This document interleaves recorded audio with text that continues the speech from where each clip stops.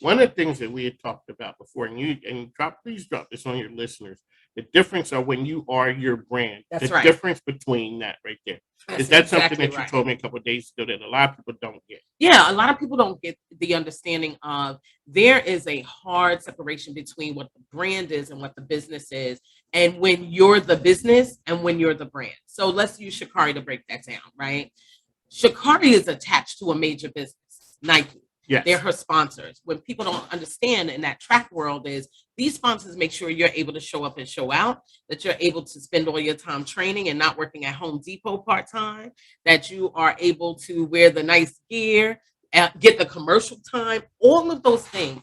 And then also they're basically, it's kind of like being a patron of the arts when you're a sponsor of someone in that space. You expect a certain level of whatever. That's right. You're basically making us as the sponsor, as the big business sponsoring this brand, you're making them capable of being able to do the thing they do well, communicate that brand to a greater audience, and perhaps build something, in this case, outside of track in the future. Okay. Leading up to the Olympics, the brand and the business were totally aligned. Totally aligned. She's good. She's absolutely She set the good. world on fire. She's doing exactly what a business like Nike would be paying her to do. And then she smoked weed.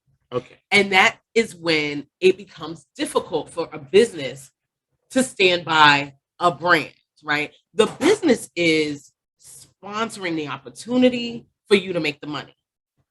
They are the people that are financing your dream, right? You're the brand. You don't really create anything other than the hype. That's all you got, right? That is really all you got. So at that point, when she is doing that, is she a cultural icon just because she's running fast? Like a lot of people knew her in the track world, in the sports world. Right. When she smokes marijuana and all of a sudden that blows up, she goes from the sports page to the front page. Right. Now we're not talking about the thing that we sponsored her for. If we're Nike.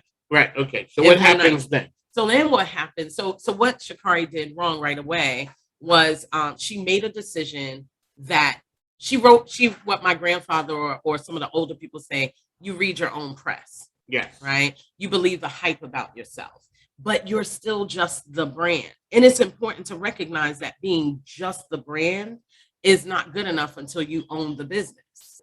So when she did that, she immediately created a potential risk for a business that, technically is too big to fail, but doesn't want to absorb that.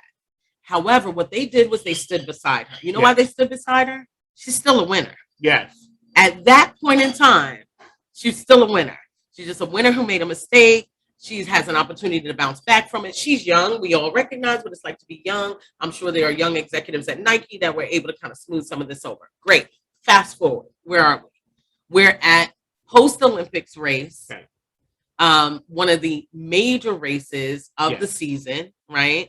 At the mecca of track and field. In Oregon. Yes. The mecca of track and field, track town. And now, leading up to this, she's doing exactly what the business needs the brand to do. Rehabbing. She's rehabbing it, but even more so, she's rehabbing her image, but even more so, she's hyping it up. She's on commercials. She's out there telling you what she's going to do. She's on TikTok talking about, I'm ready. Are you ready for me? She's doing everything that the major businesses that are looking for people who are culturally relevant to do would want her to do. Okay. At the starting line of the 100 meters. And now she's good. She's at the starting line. But who's she at the starting line with? With a bunch of Jamaicans. A bunch of Jamaicans who are lightning fast. Absolutely. Because they didn't have been running this. Yes. Let's be real. Now we definitely had, our Michael Johnson, for those of us who are old school, Michael Johnson, FloJo,